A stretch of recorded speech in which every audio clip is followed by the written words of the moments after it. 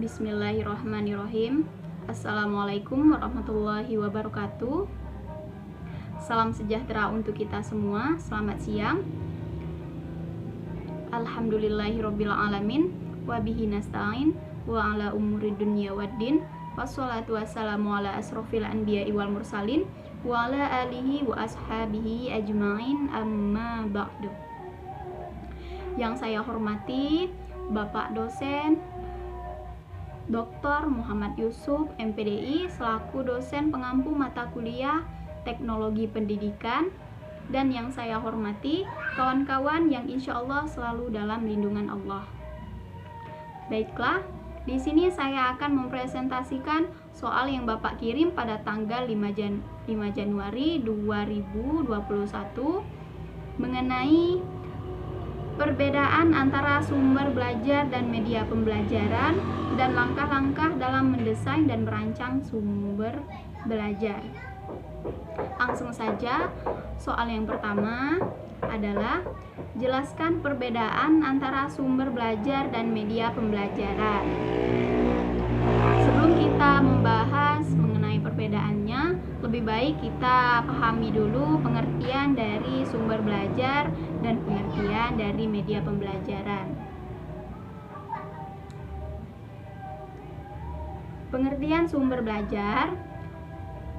Sumber belajar adalah seluruh sumber yang bisa digunakan untuk mendapatkan materi atau data dalam rangka proses mencapai tujuan dari pembelajaran.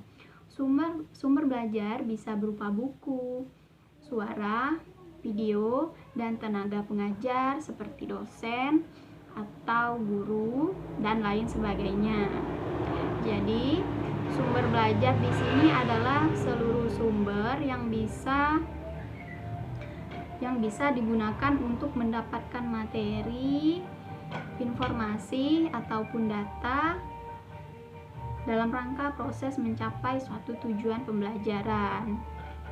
Baik itu berupa buku, video, suara, ataupun tenaga pengajar seperti dosen dan guru.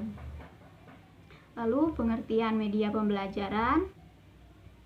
Media pembelajaran adalah suatu media yang berfungsi untuk mempermudah dalam proses pemberian informasi dalam suatu pembelajaran. Media pembelajaran bisa berupa fisik seperti alat peraga, buku, dan lain sebagainya. Media pembelajaran juga bisa berupa non-fisik seperti suara dan video. Jadi, media pembelajaran adalah suatu media yang berfungsi untuk mempermudahkan dalam proses pemberian informasi dalam suatu pembelajaran. Media pembelajaran ini berupa fisik ataupun non-fisik. Berupa fisiknya seperti buku ataupun alat peraga, dan non-fisiknya seperti suara, video, dan lain sebagainya. Jadi, demikian penjelasan mengenai media pembelajaran dan sumber belajar. Perbedaan dari keduanya adalah secara pengertian dan bentuk dari wujudnya.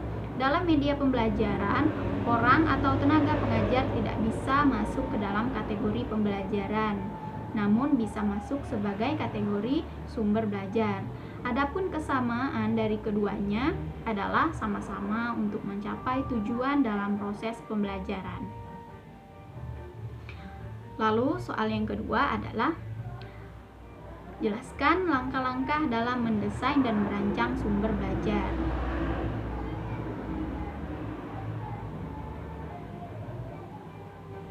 Di sini saya ada 6 langkah-langkah dalam mendesain dan merancang sumber belajar.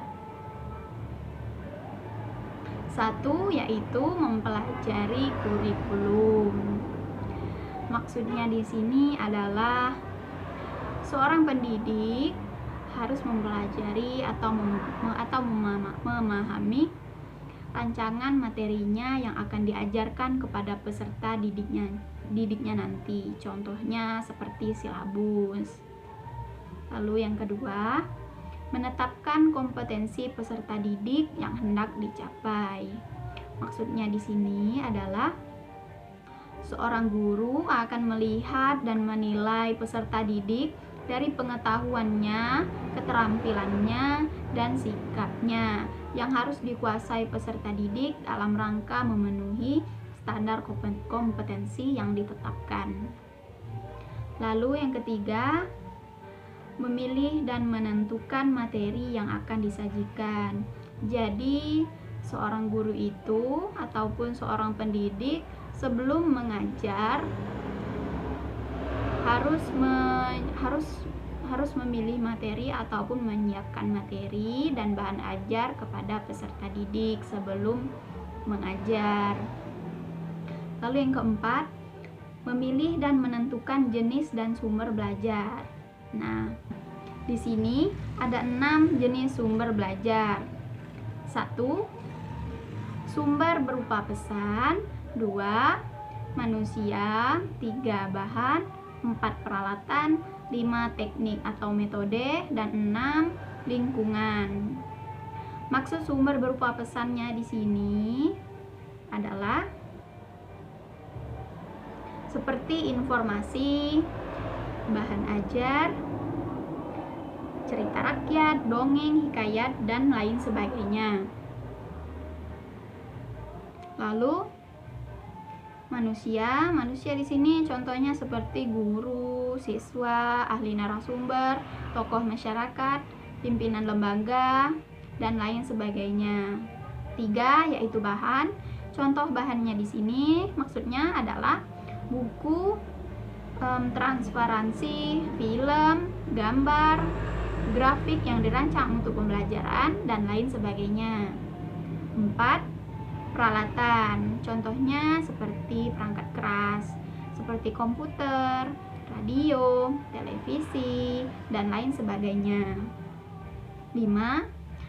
Teknik atau metode. Contohnya di sini adalah seperti diskusi, seminar, pemecahan masalah, berdebat, talk show, dan lain sebagainya.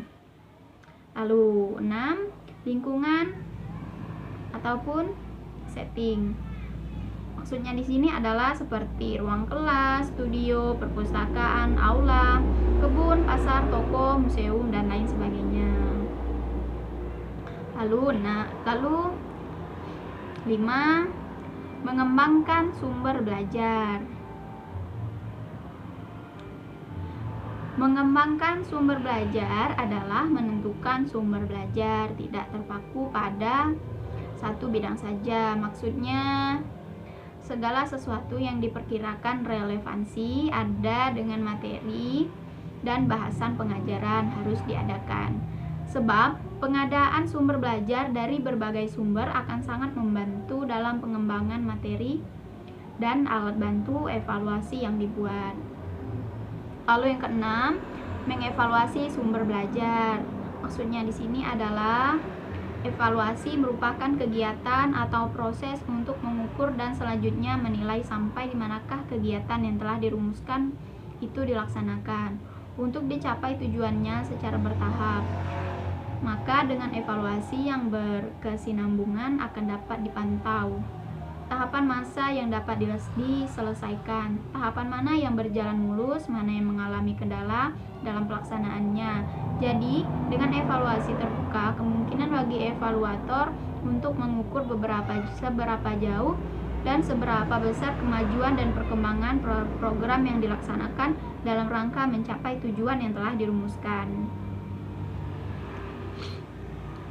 Nah, jadi tadi saya telah menjelaskan mengenai perbedaan antara sumber belajar dan media pembelajaran, dan saya juga tadi telah menjelaskan mengenai langkah-langkah dalam mendesain dan merancang sumber belajar. Di sini saya sangat berterima kasih kepada Bapak dosen pengampu karena telah memberikan saya kesempatan untuk presentasi di sini.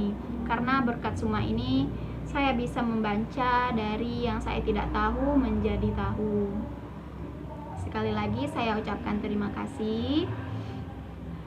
Mohon Mohon maaf jika ada kata-kata saya yang salah, dan jika ada jawaban saya yang salah mohon dimaafkan dan mohon dibenarkan. Sekian dan terima kasih. Saya Hijatul Homsia. Wallahul muwaffiq aqwamit thoriq. Wassalamualaikum warahmatullahi wabarakatuh.